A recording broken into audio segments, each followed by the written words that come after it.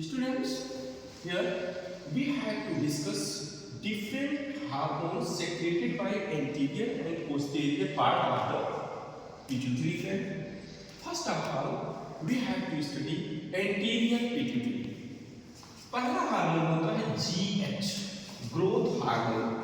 नाम से ही पता चल रहा है कि it is responsible for growth.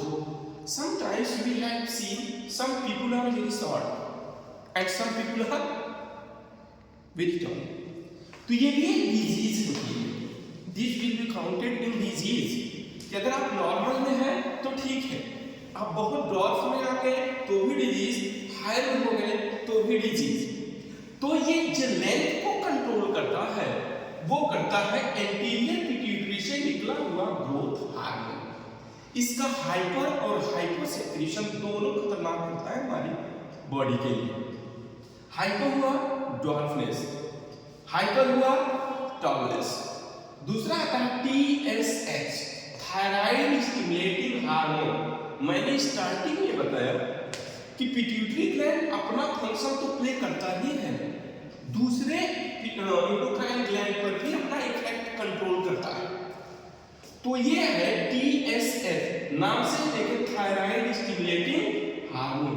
Thyroid gland यहाँ होती है, इसके कंट्रोल, इसके जो हार्मोन्स हैं उसको कैसे कंट्रोल करें, कितना हार्मोन थायरॉक्सिन सेक्रेशन करना है, कितना नहीं करना है, वो कौन कंट्रोल करेगा? TSH. जब कोई थायराइड का पेशेंट हो जाता है, doctor will advise to test the TSH. 3 test करवाता है, T4, T3 और TSH. TSH secreted by the pars distalis and the anterior pituitary of the pituitary gland, which controls the level of the thyroxine hormone secreted by thyroid gland.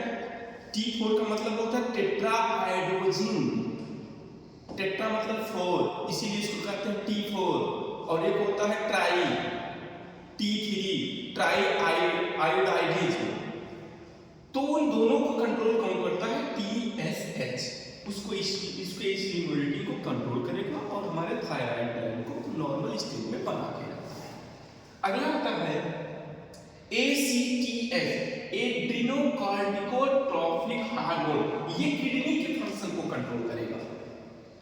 अगला आता है LH, luteinizing hormone.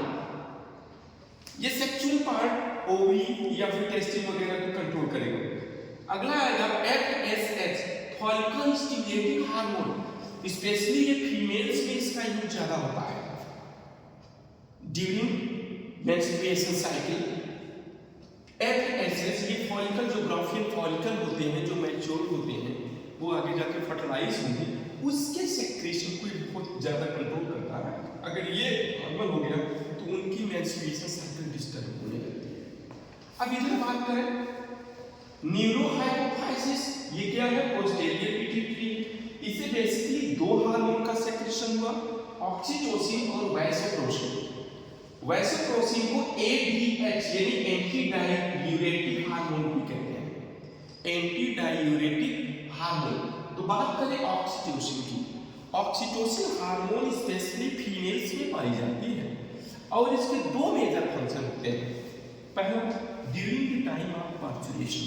Parturition means the process by which a baby comes to birth, जिसको हम short या अपने word में delivery कहते हैं, लेबर कहते हैं. उसका बायोलॉजिकल नेम क्या है? पार्चुरेशन. उसमें रिलैक्सेशन का काम, कंट्रैक्शन, यूट्रस, जो गर्भाशय यूट्रस होता है उसमें कंट्रैक्शन करता है और पेन क्रिएट करवाता है. ऑक्सीटोसिन. आजकल की लेडीज जब भी प्रेगनेंसी का डिले, पार्चुरेशन होता है तो चली जाती है डॉक्टर के पास और डॉक्टर उनको तुरंत एडवाइस कर देता है this is the surgical case. बच्चा उल्टा है तो ankle cord is rounded to the neck portion, that's why we have to surgical operate immediately. कुछ नहीं होता यार ऐसा. वो केवल पैसे बनाने के लिए करते हैं. सम केस में हो सकता है लेकिन सभी केस में हो जाए ऐसा नहीं हो सकता. पहले की लेडीजें थी उनको इसकी जरूरत ही नहीं पड़ती थी सर्जिकल ऑपरेशन की. करते खाते जोलते टहलते पार्चुरेशन हो जाती थी. क्यों?